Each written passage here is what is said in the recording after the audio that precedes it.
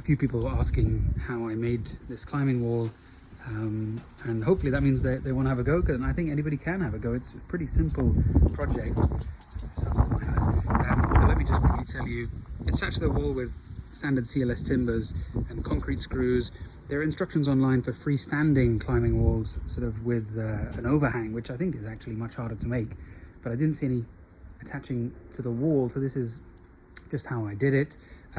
Plywood you can spend all kinds of different amounts on, depending on sort of what grade and if you've got it pre-treated for weather. So I did the treatment myself, so to save a bit of money. You can see it's 18mm plywood, and then you know, give it weather treatment, which I did, you know, pretty extensively. Sealed the edges with varnish. You can use sort of epoxy resin or anything to keep the moisture out of the edges.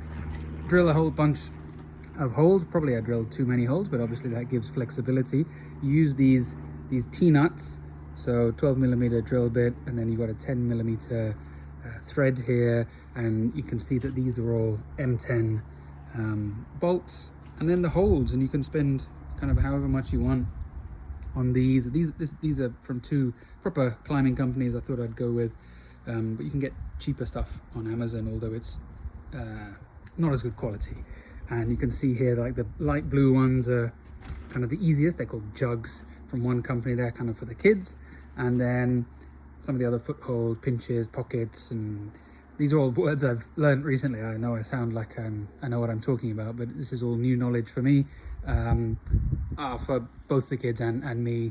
And I've made this side much harder to go up because I don't want to invite burglars to climb up into my study. Right, so that's that. Very simple. If you have any questions, let me know, and good luck.